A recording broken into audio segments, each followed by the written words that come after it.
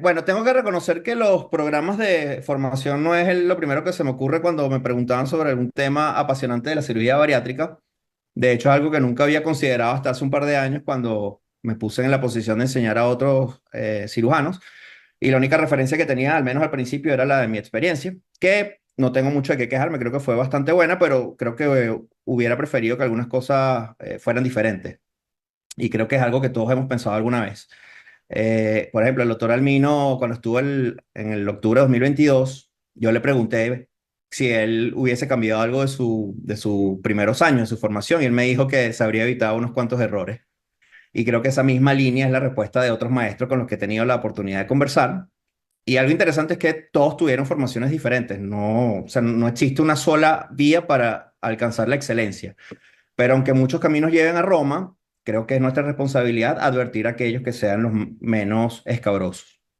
Y entonces, utilizando la analogía de la construcción, estaríamos de alguna manera perfeccionando los planos que vamos a utilizar para nuestra obra, que es la edificación de la siguiente generación de cirujanos bariátricos en un tiempo razonable, de forma segura y con los recursos que tengamos disponibles. Así que después de revisar todo lo que pude sobre el tema, resulta que sí es bastante interesante, sobre todo porque involucra muchos aspectos: pedagogía, normativas, estadística, tecnología y sobre todo un poco de historia y de cómo la educación en cirugía bariátrica es el reflejo de la concepción que se ha tenido de ella a lo largo del tiempo. Ajá, aquí le estoy poniendo una lista de los principales avances quirúrgicos de los primeros 35 años de la cirugía bariátrica. Están los procedimientos malabsortivos, que destaca la derivación yeyunolial y coloyeyunal, los procedimientos restrictivos en el engrapado gástrico, los anillos y el nacimiento de la banda gástrica ajustable, y los procedimientos mixtos, donde predomina el bypass gástrico con reconstrucción en Y de Roots. Entonces, si se fijan bien en los nombres de los autores, siempre son los mismos autores: el doctor Edward Mason, el doctor Escopinaro, el doctor Payne, el doctor Foy. Y esta etapa de la cirugía bariátrica se caracterizó por ser una excentricidad de un nicho de cirujanos que estaban convencidos que la obesidad podía tratarse manipulando el aparato gastrointestinal, una idea que para el momento era revolucionaria y descabellada. Y si usted quería formarse como cirujano bariátrico, pues tenía que acudir directamente con el doctor Mason, el doctor Escopinaro o el doctor Foy. En otras palabras, el gremio era muy pequeño, y así fue durante la primera mitad de la historia de la cirugía bariátrica hasta que ocurrió un evento que la cambiaría para siempre. Y es cuando este cirujano, el doctor Alan Whitrow, el 27 de octubre de 1993 en San Diego, realiza por primera vez un bypass gástrico por la paroscopia. Y al año siguiente publica la experiencia de sus primeros 5 casos en Obesity Surgery en un artículo que resultó inmensamente popular y que desencadenó una serie de eventos que convertiría la cirugía bariátrica en el fenómeno mundial que es actualmente. El segundo punto de inflexión ocurriría un año después, en 1995, cuando se funda la Federación Internacional para la Cirugía de la Obesidad, o IFSO, en el marco del noveno Simposio Internacional de Cirugía de la Obesidad en Estocolmo, y cuyo primer presidente fue el doctor Nicolás Copinaro. Esta federación reunía las únicas sociedades bariátricas que existían en ese momento, que era la de Estados Unidos con la Sociedad Americana de Cirugía Bariátrica, la primera sociedad que existió en el mundo. La segunda es la Sociedad Australiana y Neozelandesa, fundada en el 84, la Sociedad Italiana o la CICOP en el 91, el Colegio Mexicano para la Obesidad, que era la primera sociedad latinoamericana, fundada en el 93, y la Sociedad Checa de Obesología, fundada en el 94. Ya al año siguiente, en el primer congreso de IFSO, que se hizo en Praga, se agregan 5 países más. Tenemos la recién fundada Sociedad Brasilera de Cirugía Bariátrica, la Sociedad Griega, la Alemana, la Austriaca y Benelux, que es Bélgica, Luxemburgo y Países Bajos. Ya en el segundo congreso, en el año 1997, se agregan 4 países más. Tenemos la Sociedad Paraguaya, la segunda de Latinoamérica, España con su recién fundada SECO, la Sociedad Francesa y la Sociedad Israelí. O sea que ya este año IPSO se constituía de 14 miembros y tenían algunas estadísticas que mostrar. Entre los 14 países sumaban 570 miembros. La gran mayoría de los cirujanos solo habían hecho unas pocas cirugías y el gran grosor de la casuística era de Estados Unidos, donde se hacían alrededor de 30.000 cirugías bariátricas al año. Aquí vemos los números de algunos países miembros. Tenemos Nueva Zelanda, México, España, Canadá, Alemania y el resto de América. Fíjense los poquitos casos que tenía Brasil. Y llama la atención que también hay un reporte de Venezuela con 1.600 casos, que era el total de la casuística reportada por el doctor Alberto Salinas. Ya para el año 2003, en Estados Unidos, se hacían 100.000 cirugías al año, es decir, un 30% más de lo que se hacía en el 98. Y esa más o menos fue la tendencia en el resto de los países, entre 2 y 3 veces más de lo que habían reportado en este Congreso. Y esto era una clara señal de que la cirugía bariátrica tenía una popularidad sin precedentes y cada vez más cirujanos estaban interesados en entrenarse. Pero ¿cómo era esa experiencia? ¿Cómo hacía un cirujano que quería aprender cirugía bariátrica hace 25 años? Lo podemos resumir con una palabra: complicado. Primero, porque no existía material didáctico. El Internet estaba en sus inicios, no había teléfonos inteligentes, no había librerías multimedia, no existía YouTube, ni existía páginas que fueron populares como WebSearch, aún no se habían creado. El segundo punto es que si querías aprender un procedimiento, había que ir a los congresos, lo que requería viajar al exterior. Y si querías ir un paso más allá, contactar a alguno de los profesores que estaban dispuestos a enseñar, requería que nuevamente viajaras a los centros donde practicaban cirugía bariátrica y por lo general todo esto era autofinanciado.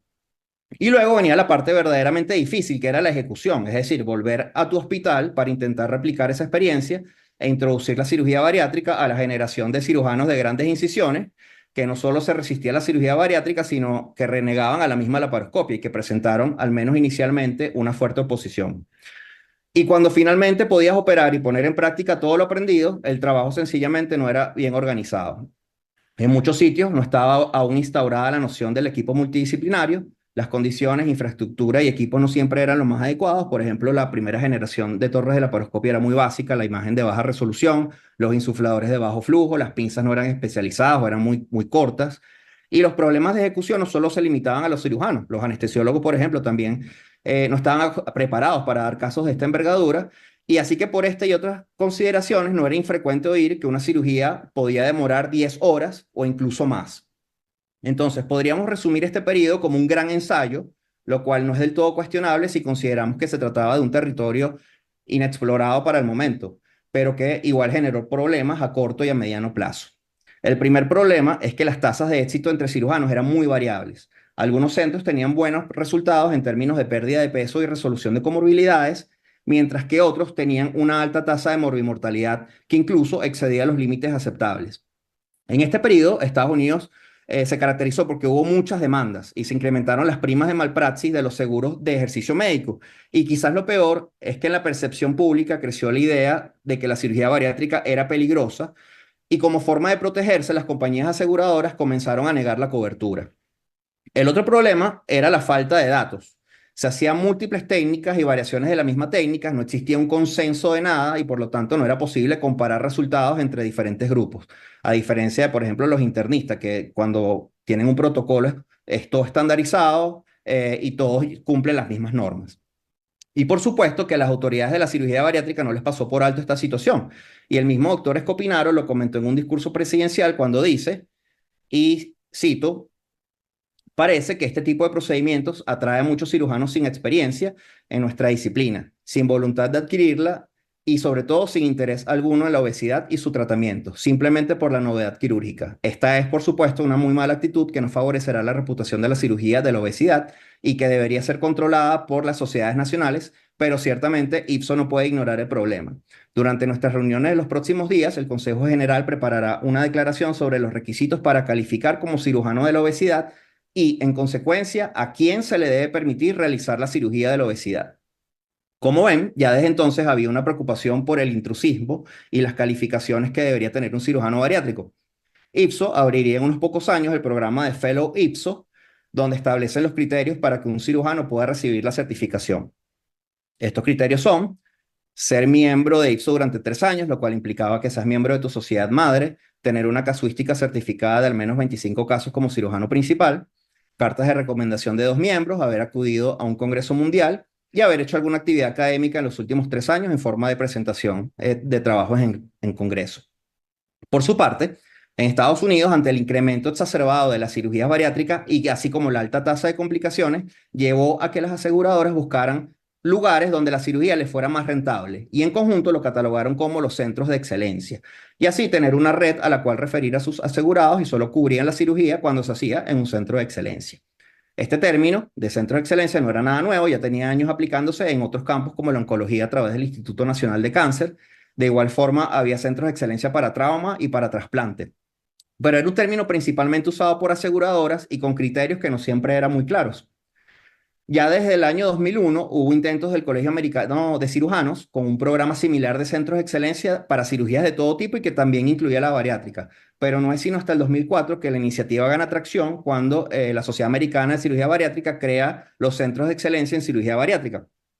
Para calificar como un centro de excelencia, los hospitales y cirujanos debían cumplir ciertos criterios que en ese momento se pensaba que eran lo mínimo necesario para dar un entorno seguro para el paciente antes, durante y después de una cirugía bariátrica. Y se concentraban en regular tres aspectos fundamentalmente. El primero era las instalaciones, que además de contar con servicios como laboratorio, radiología, terapia, múltiples especialidades, la infraestructura debía ser adecuada para pacientes obesos, desde los quirófanos con ciertas características, habitaciones con determinadas dimensiones, hasta en los baños, ascensores, dispositivos médicos como sillas de ruedas, camillas. Y en resumen, había una regulación muy estricta de muchos aspectos del recinto.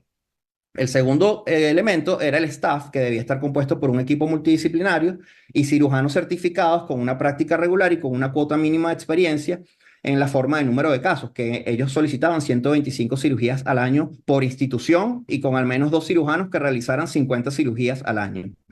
Y el tercer punto era reportar las estadísticas para formar una gran base de datos nacional. Ya en el 2008, en Portugal, IFSO funda el Consejo Europeo de Acreditación, que se encargaría de designar centros de excelencia con criterios parecidos, tanto en Europa como en Oriente Medio y en algunas partes de África. En marzo del 2012, el Colegio Americano de Cirujanos y la Sociedad Americana unifican sus programas y forman el MBSAQIP, que se traduce en Programa de Acreditación y Mejora de la Calidad de Cirugía Bariátrica y Metabólica. Y desde ese momento en adelante, los centros que cumplen los criterios ya no se designan centros de excelencia, sino simplemente acreditados en cirugía bariátrica. Y la acreditación aún requiere que los hospitales tengan recursos para garantizar un entorno seguro, pero abandona un poco la microgerencia de los centros de excelencia y hace más énfasis en la recolección de datos, permitiendo que los centros se autorregulen y eso se vería naturalmente reflejado en el reporte de mejores resultados. Por su parte, las principales sociedades de cirugía bariátrica del mundo y Latinoamérica siguieron estos pasos y comenzaron a establecer sus propios criterios, sobre todo para determinar qué se consideraba un cirujano bariátrico bien preparado. Y con ese marco de referencia, formar los nuevos cirujanos de una manera más organizada a través de los programas de entrenamiento en cirugía bariátrica o llamados también fellowships. Esta figura no es ajena al entorno médico, los vemos en otras áreas como la cirugía oncológica, la mastología, las vías biliares, el trasplante, donde un médico con grado de especialidad realiza una formación adicional en un periodo que oscila entre 2 y 24 meses sobre un conocimiento y procedimiento específico. Los programas tuvieron una ola de efectos y demostraron ser muy importantes por varias razones.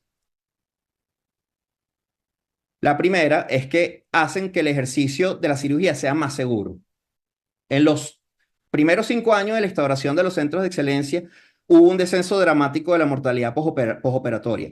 Aunque hay argumentos que existen otras causas, como la adopción de la laparoscopia en esta época, que ya se hacía más del 90% del abordaje principal, y la posición predominante que tenía la banda gástrica, que como ustedes saben, una cirugía muy segura a los 30 días, no hay disecciones, no hay líneas de grapas ni anastomosis. Pero independientemente de esto, es innegable que la cirugía bariátrica se volvió más segura que en cualquier otro momento de su historia. Asimismo, la tasa de complicaciones perioperatorias del bypass gástrico disminuyeron significativamente de un 14% en el 2004 a un 8% en el 2010. Otro dato interesante es la disminución de reingresos por la emergencia, que fue significativamente menor en los centros acreditados, y esto es un reflejo de la tasa de complicaciones tempranas, que es mucho menor. En cuanto a la seguridad de que un fellow entrene con pacientes, hay estudios que arrojan de todo un poco. Hubo un estudio de 408 pacientes operados entre fellows y adjuntos y consiguieron que el grupo de fellows siempre tuvo un mayor tiempo quirúrgico, en promedio 30 minutos más para las mangas y 1 hora más para el bypass, aunque sin diferencias significativas de morbimortalidad. En otro estudio sí se reportó una mayor tasa de complicaciones asociadas a este tiempo quirúrgico prolongado, como tromboembolismo pulmonar e infecciones de sitio quirúrgico, sobre todo para el bypass gástrico, sin diferencias significativas para la manga. Aunque en otro estudio retrospectivo multicéntrico, ya más grande, 91 hospitales con 42.000 pacientes, encontró que no solo no había más complicaciones, sino que en los centros que ofrecían programas de entrenamiento eran de hecho más seguros, lo cual atribuyen al entorno docente donde se cumplen protocolos con mayor disciplina y el fellow es solo una parte del equipo multidisciplinario. La tercera razón de importancia es que los programas te dan una certificación directa a través de la incorporación a las sociedades científicas. Esto, por un lado, legitimiza tu formación profesional porque reconoce que cumples los criterios que establece una determinada sociedad, lo cual tiene importancia médico-legal al momento de la judicialización de tu ejercicio profesional, algo de lo que no hablamos lo suficiente, porque aunque las sociedades científicas no tienen autoridad para sancionar el ejercicio profesional de ningún especialista, la calidad de experto se mide, entre otras cosas, por la pertenencia a sociedades científicas. Así que estar afiliado a una sociedad científica puede ser un elemento de convicción respecto a la experiencia y al conocimiento que tiene un médico. Esto se basa en una figura jurídica llamada fumus boni juris, que es apariencia de buen derecho y significa que hay un elemento que te brinda credibilidad. Como dice la propaganda del seguro, es mejor tenerlo y no necesitarlo que necesitarlo y no tenerlo. También en varios países, la acreditación es requerida para trabajar con aseguradoras y ciertos proveedores de salud. Por ejemplo, en Estados Unidos, desde 2006, Medicare, que es el Programa Federal de Seguridad Médica, brinda cobertura solo en los centros de excelencia y con cirujanos acreditados. Y de hecho, esa fue una de las razones por las que el Colegio de Cirujanos y la Sociedad de Cirugía Metabólica unieron sus certificaciones. La cuarta razón es que estar en un programa de cirugía bariátrica te da incentivos para realizar actividades académicas e investigación a través de la presentación en congresos y publicación de trabajos de investigación o artículos, que son básicamente un requisito que tienen todos los programas para dar la aprobación. Y finalmente, pero no menos importante, en los programas puedes conocer a tus futuros colegas, a tus futuros compañeros. Eso te permite establecer una red de contactos que sin duda será útil en el desarrollo de tu carrera profesional. Porque al final, este sigue siendo un gremio relativamente pequeño donde todos nos conocemos. Bien, ya que sabemos entonces qué es un programa de cirugía bariátrica y por qué son importantes, vamos a ver en qué consisten. Hay tantos programas como sociedades de cirugía bariátrica y cada uno tiene sus particularidades, pero para esta presentación decidí basarme en el de la Sociedad Americana de Cirugía Bariátrica por dos razones. La primera es que es el programa original, que fue el primero que se creó y el que todos los demás usan como referencia. Y la segunda es que es uno de los pocos programas que está disponible a través de la página de la sociedad para que cualquiera que esté interesado lo pueda revisar.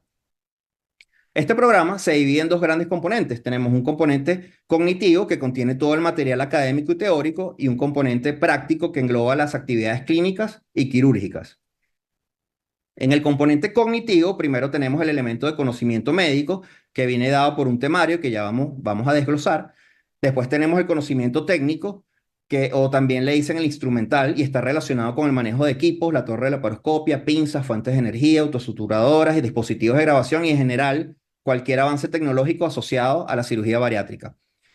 La manera como vamos a evaluar el aprendizaje de este contenido es con los medios habituales que ya estamos acostumbrados, que son seminarios, presentación de fichas, exámenes escritos u orales, discusión de casos clínicos y la elaboración de un trabajo especial de investigación. En el componente práctico tenemos el primer elemento, que son las actividades clínicas perioperatorias. Estas se desglosan en consulta preoperatoria, evaluaciones en hospitalización, consultas control y consultas de emergencia.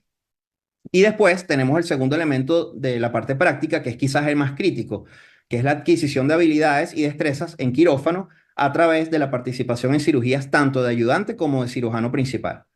Vamos a hablar un poco sobre el temario. Ok, la estructura y distribución es sencilla, consta de 5 módulos en los que se intenta abarcar toda la información más importante relacionada con cirugía bariátrica y obesidad. Veamos el primer módulo, cuyo objetivo es entender la enfermedad que estamos tratando y su impacto en diferentes ámbitos y comprender el origen de la cirugía bariátrica, sus fundamentos y cómo ha evolucionado. El segundo módulo se enfoca en los principales procedimientos que se están practicando actualmente, manga, bypass, derivación biliopancreática, pero fíjese también que la banda gástrica sigue presente porque aún representa un porcentaje importante de las cirugías que se hacen en Estados Unidos. También está ya en consideración el bypass gástrico de una anastomosis y la cirugía revisional por reganancia de peso, así como otros procedimientos nuevos como el SADI, la bipartición intestinal y terapias endoscópicas. El tercer módulo trata sobre las indicaciones para la cirugía, toda la preparación preoperatoria y el cuidado postoperatorio, considerando las complicaciones más frecuentes, su identificación y manejo. El cuarto módulo es el análisis de los resultados metabólicos que tiene la cirugía sobre las principales comorbilidades como la hipertensión, diabetes mellitus tipo 2, dislipidemia, hígado graso y reflujo gastroesofágico. Y el último módulo es la discusión de la cirugía bariátrica en situaciones especiales como alteraciones anatómicas, problemas hepatobiliares, edades extremas, hernias de pared, embarazo, trastornos autoinmunes. Y como ven, es un temario que intenta ser lo más integral y adaptarse a los nuevos avances en la materia. Ahora, en la parte práctica, para las actividades fuera de quirófano, que es consulta y hospitalización, el programa te exige cumplir con las siguientes metas: 50 evaluaciones preoperatorias, 100 encuentros postoperatorios durante la hospitalización y 100 evaluaciones postoperatorias como consultas control. Estas actividades, que ya para el nivel que tienen deberían realizar todos los fellows, pueden ser objetivamente evaluadas a través de la revisión de historias médicas, las evoluciones, las indicaciones, además de observar directamente cómo es el trato con los pacientes. Pero sin duda, el mayor reto de cualquier programa de cirugía bariátrica es el quirófano. La Sociedad Americana de Cirugía Bariátrica requiere una cuota mínima para dar la aprobación: participar en 100 cirugías bariátricas, de las cuales un 51% debe ser como cirujano principal, y entre estas cirugías haber realizado 10 procedimientos restrictivos y 5 revisiones. Otros programas, como el de la Sociedad Española, requieren una casuística mínima de 50 casos, con al menos 5 que tengan algún componente malabsortivo. También otras sociedades como la chilena, la mexicana, han seguido estos pasos con criterios similares, y estos objetivos pueden ser problemáticos por dos razones. La primera es que yo no sé ustedes, pero si yo dejo que mis fellows operen 50 casos, entonces yo no opero nada. Y ese no es un escenario exclusivo de países como el nuestro. También ocurre en diferentes programas latinoamericanos e incluso en Estados Unidos, donde la casuística real no se compagina con los criterios exigidos por la sociedad. Y la segunda razón es la responsabilidad de aprender sobre un paciente, que en otra época los cirujanos adquirían y desarrollaban las destrezas en el quirófano sobre la marcha. Como un compañero una vez me confesó que él nunca había hecho caja negra, sino caja roja. Y se imaginarán que no solo representa un potencial problema médico-legal, sino una gran ineficiencia del tiempo quirúrgico. Entonces, actualmente se considera que la adquisición de destrezas es multifactorial, y si bien es cierto que la experiencia de estar operando un paciente es irreemplazable, también es verdad que hay habilidades básicas que se pueden entrenar a través de otros recursos que son menos costosos, que no representen riesgo para el paciente y que no desperdicien el tiempo quirúrgico con ineficiencias técnicas. ¿De cuáles recursos estaríamos hablando? Tenemos el primero, que es la simulación, que es la caja negra o el endotrainer. En su forma más básica, viene con estas piecitas para hacer ejercicios simples asociados con determinadas destrezas, y en formas más sofisticadas, como modelos digitales o incluso realidad virtual, que brinda una experiencia más inmersiva, con la ventaja de incorporar también otras tecnologías como inteligencia artificial.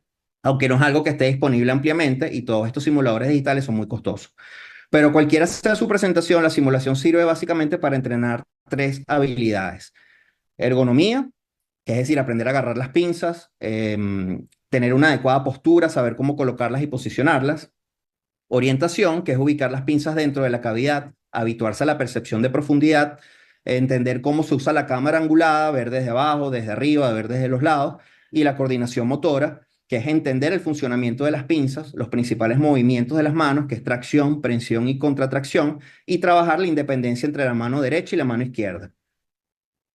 Con cada ejercicio podemos trabajar un poco las tres habilidades. Algunos de los ejercicios más usados son la transferencia simple de objetos con una mano, la transferencia simple con dos manos, la transferencia doble en múltiples direcciones, tracción y contratracción con ligas, los ejercicios de corte y la sutura intracorpórea. Este modelo puede mejorarse aún si agregamos piezas ex vivo, como el intestino de cerdo, para hacer una anastomosis yeyunal, o la disección de la pechuga de pollo, o uno que yo utilicé bastante, que era la sobresutura de los remanentes de la manga gástrica. Sin embargo, la crítica general de la simulación es que en su forma básica suele ser muy abstracta, y que los ejercicios no están relacionados directamente con lo que uno hace en la cirugía. Y otro punto importante es la ausencia de áptica o el tacto, lo que crea una distorsión de fuerzas, de tracción y presión al momento de trabajar sobre tejidos delicados. El otro recurso que tenemos es el entrenamiento en cadáveres, que es utilizado generalmente para cirugías abiertas y muy poco para la laparoscopia, ya que los tejidos están muy rígidos por el embalsamamiento con formol. Sin embargo, en este campo han habido importantes avances, y hay una técnica moderna que se llama el método de Thiel, que consiste en una mezcla de agua, alcoholes y sales en una solución que desnaturaliza las proteínas y suaviza los tejidos, los mantiene con una textura, color y apariencia muy parecida a la fisiológica. Esta imagen es de un estudio donde se hicieron prácticas de cirugía bariátrica en cadáveres, que permite la aplicación del neumoperitoneo, la elasticidad al momento de introducir el trocar, la textura y consistencia del hígado y el estómago, tiene una apariencia muy natural al momento de hacer la manga, así como la realización de una anastomosis que se parece mucho a la de la cirugía en vivo. En relación al aspecto legal de estos modelos, el uso de cadáveres para fines académicos está contemplado en el Código Civil venezolano, en la ley sobre donación, trasplante de órganos, tejidos y células en seres humanos, y en el Código de Deontología Médica, en el artículo 72, numeral 10. Sin embargo, el principal problema en este aspecto es la escasa disponibilidad de cadáveres para la práctica, ya que se deben obtener exclusivamente a través de un proceso de donación que es bastante complejo, y eso sin tomar en cuenta los costos de infraestructura y preservación. Con todo y esto, algunos cirujanos afirman que este es el recurso, el gol estándar para el entrenamiento quirúrgico, porque brinda la máxima representación anatómica. El otro recurso que tenemos es el modelo en animales, que es un excelente medio para aprender y desarrollar técnicas de cirugía bariátrica y entender la fisiología. De hecho, muchos de los avances de la comprensión de los efectos del bypass gástrico es el resultado del trabajo sobre ratas, particularmente las Gotokakisaki, que a pesar de su tamaño tienen una anatomía gastrointestinal bastante parecida a la del ser humano, aunque evidentemente es inviable para aprender la paroscopia. Así que para aprender a operar cirugía bariátrica, el cerdo es el mejor animal por su tamaño y porque nos permite hacer la técnica por la paroscopia. Sin embargo, hay algunas consideraciones anatómicas. Una de ellas es que el estómago es bastante grande, sobre todo a predominio del fundus gástrico y cardias. Además, el del fundus protruye un saco adicional que agrega aún más volumen y que en conjunto puede llegar a 6, 8 litros dependiendo del espécimen. Otro detalle es que el duodeno es intraperitoneal, es decir, no hay ligamento de Treitz, que habitualmente usamos de referencia para medir el asa biliopancreática. El colon es casi el mismo calibre que el intestino delgado, tiene un recorrido como espiral y el ciego está hacia el lado izquierdo del animal y sin apéndice secal. Y otro detalle ya estructural de los tejidos es que el intestino es muy frágil y las anastomosis suelen filtrar, por lo que no es el mejor modelo para supervivencia. ¿Cómo podemos saber si un fellow, ya una vez un amigo que es futbolista me dijo que él con solo ver cómo trotaba a alguien, él ya sabía si sabía jugar o no? Y creo que algo similar nos pasa a nosotros los cirujanos cuando vemos cómo alguien toma las pinzas y con algunos movimientos podemos decir si sabe operar o no. Así como esta imagen es difícil de explicar, pero cuando lo vemos, lo sabemos. Pero tenemos que ser imparciales y necesitamos objetivizar nuestros hallazgos y para esto se han propuesto varios modelos, como el del entrenamiento por adquisición de competencias, que no es nuevo, de hecho tiene ya alrededor de unos 12 años aplicándose en programas quirúrgicos y consiste en desglosar el entrenamiento en etapas y cada etapa tiene una serie de tareas que el estudiante debe superar. Y para poder evaluarlos utilizamos una herramienta llamada la actividad profesional de confianza o APC, que es un concepto propuesto por un doctor neerlandés, Ole Ten se llama, que es el que está en la vanguardia sobre este tema. Y él la define como una unidad práctica profesional que se le puede confiar sin supervisión al aprendiz, una vez que haya demostrado que tiene competencia. Ya se los voy a explicar mejor con un ejemplo. Supongamos que queremos entrenar al fellow en sutura intracorpórea. Este entrenamiento lo podemos desglosar en tres tareas básicas que son montar y orientar la aguja, pasar los puntos a través del tejido y anudar. Cada una de las tareas las vamos a evaluar con una escala de 5 niveles, que es el APC, donde 1 es la falla absoluta, 3 es la realización de la tarea con retraso, de forma que aún requiere que el adjunto participe, 4 es hacer la tarea de forma independiente y 5 es un desempeño impecable, excelente. Para poder aprobar, el alumno necesita por lo menos llegar al cuarto nivel. Y así lo vamos a aplicar para todas las tareas. Las puse en orden secuencial, pero no tiene que ser necesariamente así. Por ejemplo, un estudiante puede ser muy bueno nudando, pero tener dificultad para pasar los puntos, pues esta sería la última tarea que él llegue a dominar. Lo importante es que cada tarea sea aprobada consistentemente y en múltiples ocasiones para que tengamos la confianza de aprobarlo y así poder pasar al siguiente entrenamiento. Ahora, si combinamos el modelo de entrenamiento por adquisición de competencia con los recursos que ya habíamos hablado, tenemos un camino ideal para adquirir las destrezas quirúrgicas. Comenzamos en la base con los modelos de simulación inanimada, donde el estudiante dominará los elementos básicos de la paroscopia, especialmente la orientación, la coordinación motora. Aquí al lado les puse la dificultad en estrellas, las consideraciones éticas legales, que en este nivel son nulas, y el costo, que a excepción de los simuladores digitales, es muy bajo. En el siguiente nivel ya estaríamos trabajando con modelos anatómicos complejos o ex vivo, donde el estudiante puede mejorar su percepción sobre los tejidos, practicar algunas otras habilidades como el uso de autosuturadoras, la sutura intracorpórea sobre un estómago o intestino. Tiene un nivel mayor de dificultad y no tiene implicaciones éticas y el costo sigue siendo bastante razonable. El tercer nivel, para aquellos sitios que pueden ofrecerlo, es la cirugía en cadáveres, donde puedes tener la experiencia de una cirugía con la mejor representación anatómica, trabajar en disección de vísceras y en teoría es posible hacer todo un procedimiento completo. El aspecto legal es un poco más complejo, además de la dificultad de las donaciones, es costoso, pero las técnicas que se pueden aprender son mucho más avanzadas. El cuarto nivel es la cirugía en cerdos, cuya principal fortaleza es la disección con hemostasia, ya por primera vez en práctica, y también la aparición de otro elemento muy importante que es la conciencia situacional, es decir, operar un ser vivo, estar al tanto de sus signos vitales, tener límites de tiempo y tomar decisiones sobre la marcha. Así que por lo general, este modo de entrenamiento es bastante más difícil, tiene algunas implicaciones éticas y legales, sobre todo el manejo del animal, y es un poco más costosa. Generalmente se da dentro del marco de cursos especiales donde reúnen a varios estudiantes para aprovechar los cerdos. Entonces, el último nivel, pues el paciente, el in vivo humano, donde se aplicará todo lo aprendido en los niveles anteriores, con el mayor nivel de dificultad, con restricción de tiempo, recordemos que en quirófano el tiempo es dinero, y con una sola vida, es decir, con la mayor responsabilidad ética y legal.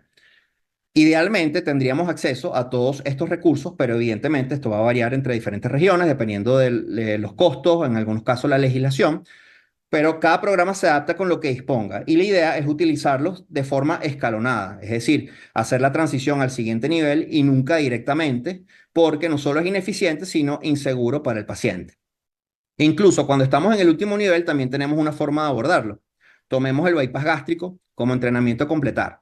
Lo primero que vamos a hacer es desglosarlo en sus tareas principales, desde lo más simple hasta lo más difícil.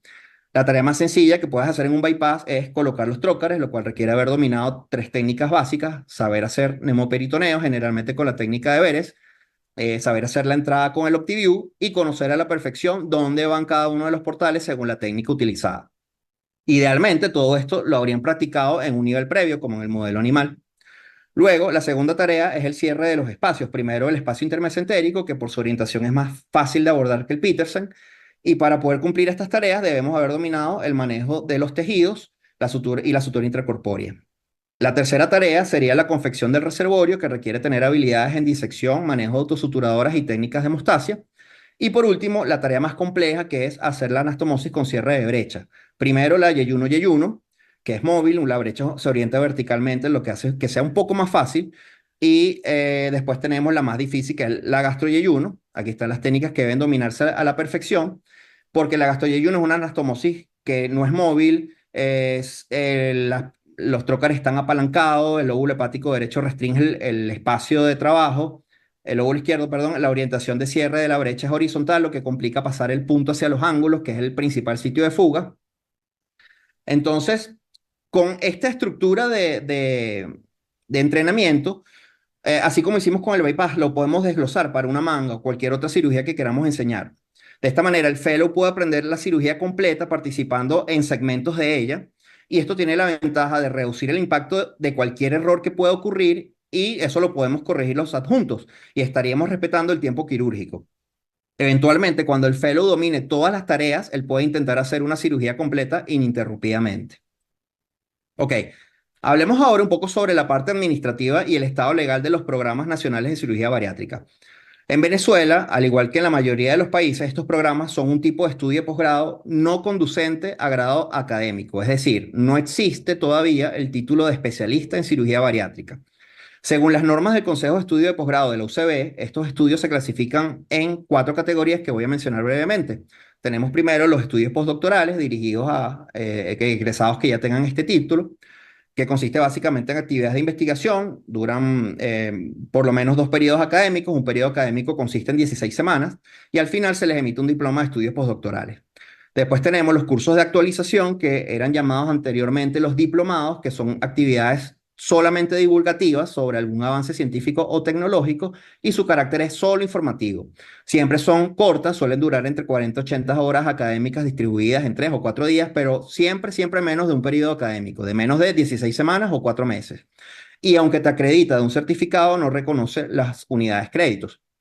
Después tenemos los cursos de ampliación, que cumplen con el propósito de profundizar conocimientos. Se pueden impartir en una modalidad teórica como seminarios o práctica como talleres.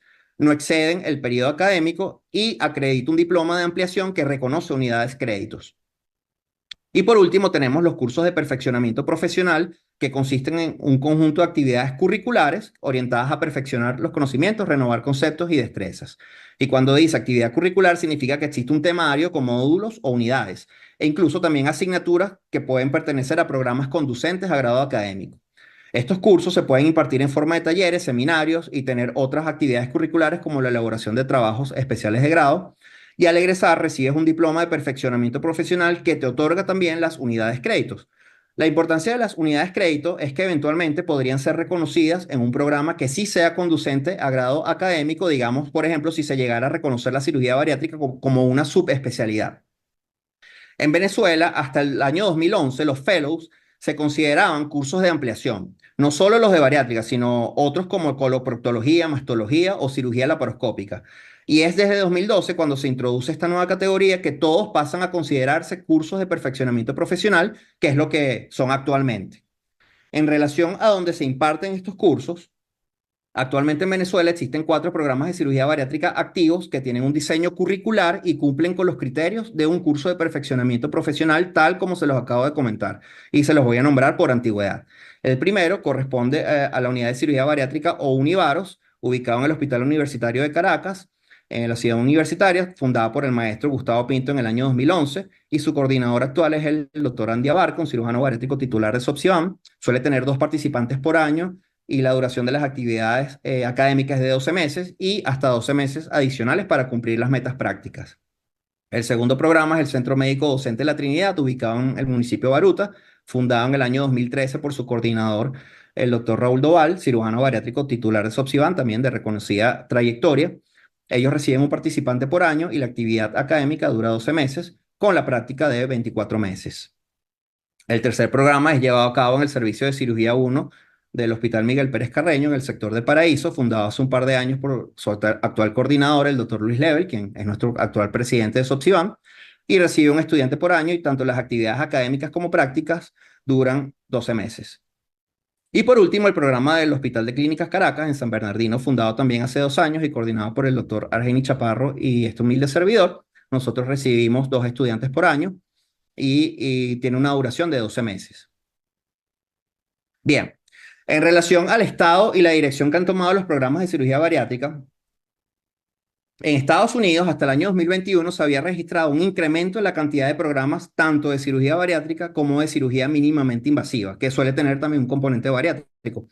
En el 2008 habían 124 y en 2020 se reportaron 141 y con un incremento del número de aplicantes en un 36%. En este periodo, los fellows duplicaron la cantidad de casos de gastrectomía verticales de 6.514 a 12.398, con un ligero incremento de apenas 8% en el bypass gástrico. En promedio, en Estados Unidos, un fellow participa en 50 a 100 casos entre manga y bypass. También ha habido un incremento en los casos de cirugía robótica, que estaba en 4% en el 2012 y llegó hasta el 13% en 2019, que es un abordaje que cada vez se está integrando en la práctica quirúrgica en Norteamérica.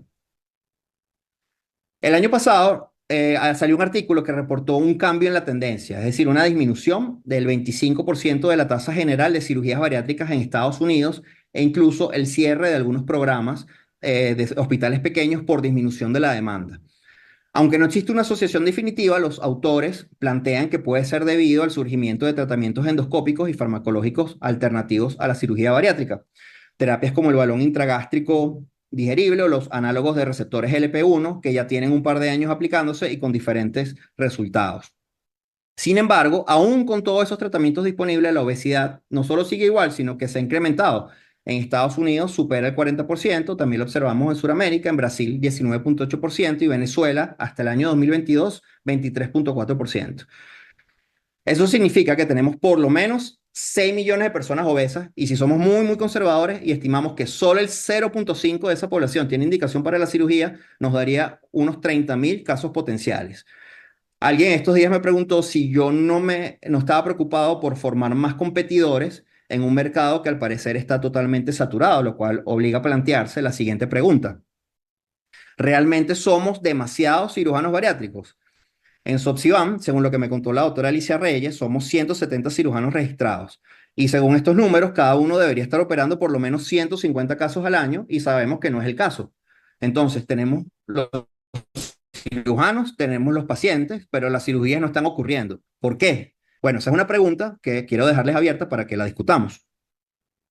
El año pasado, la Sociedad Americana de Cirugía Bariátrica aplicó una encuesta a fellows y egresados y encontraron que aunque el 85% aún no habían establecido trabajos como cirujanos bariátricos, más del 90% declararon que hacer el fellow había sido una excelente decisión profesional. Esta misma posición la he confirmado con egresados de varios programas nacionales, no solo el nuestro. Y en general todos reconocen que la experiencia y herramientas que adquirieron en estos cursos les sirven en su desempeño como cirujanos generales y laparoscopistas. Así que a pesar de las dificultades del mercado de cirugía bariátrica, que son muy reales, hacer un fellow todavía sigue siendo beneficioso en tu carrera. Entonces, ya para ir cerrando, podríamos decir que existen dos grandes visiones para formar un cirujano bariátrico. En la primera, si solo los definimos por sus habilidades y conocimientos, al identificar sus comportamientos, entrenarlos, vigilarlos en todas sus actividades, garantizaríamos que serían buenos profesionales. Y como si estuviésemos construyendo un edificio, a eso le vamos a llamar la visión analítica. En la segunda, hay una parte que requiere internalización y formación de una identidad profesional. Eso requiere tiempo y autonomía para que se genere la experiencia. Y esta es la parte del desarrollo que no puede ser regulada. Como si tuviéramos una planta que dejamos crecer espontáneamente, la vamos a llamar la visión holística. Por un lado, el exceso de control y la regulación extrema transmite desconfianza en el crecimiento autónomo porque no hay motivación. Pero por el otro, la sobreconfianza en la autonomía no produce control de calidad. Y yo creo que este fue el problema que ocurrió hace 25 años. Habían demasiados cirujanos aprendiendo libremente y por eso los programas de cirugía bariátrica nacieron como una necesidad de poner orden. Los programas te dan una educación estructurada, han mejorado el ejercicio de la cirugía bariátrica, lo cual se puede ver en las tasas de éxito y la disminución de la mortalidad. Y también es beneficioso tanto para pacientes como para las instituciones donde se imparten, siempre y cuando estén bien supervisados. Los programas han mejorado con los años, adaptándose a las nuevas tendencias educativas e incluso a los cambios que han aparecido en el manejo de la obesidad, y creo que su evolución natural es unificarlo y expandirlo. Algo que podríamos hacer aquí en Venezuela entre la Sociedad Venezolana de Cirugía y la SOPSIVAN para que eventualmente sean reconocidos como una subespecialidad. ¿Por qué no? Pero por los momentos, la meta de un programa de cirugía bariátrica, al menos para mí, no es egresar un cirujano que haya operado 100 o 50 casos, sino un cirujano en el que confiemos en sus conocimientos, destrezas clínicas y sus habilidades quirúrgicas para que salga al entorno laboral y se termine de desarrollar. Yo creo que este abordaje reconcilia las dos visiones porque un programa te da un marco de trabajo, te da herramientas y siguiendo la analogía de esta presentación te puede construir hasta cierto punto, pero la autonomía sigue siendo necesaria ya que hay hitos de la formación que ningún programa te puede dar, como asumir la responsabilidad total y directa con un paciente que sabe que tú eres su cirujano, generar confianza a medida que vas haciendo las cirugías más complejas, mejorar tu capacidad de improvisación. Y aunque no hablemos mucho de esto, experimentar la frustración y el fracaso de las complicaciones, ser capaz de superarlo y continuar con mayor prudencia y humildad. Que lo que les acabo de relatar es básicamente el Dunning-Kruger, pero son lecciones que solo las puede aprender el fellow con el tiempo y con la experiencia, o como decimos coloquialmente, patear la calle. Aquí les dejo el enlace donde están los archivos que usé de referencia. Gracias por su atención y buenas noches.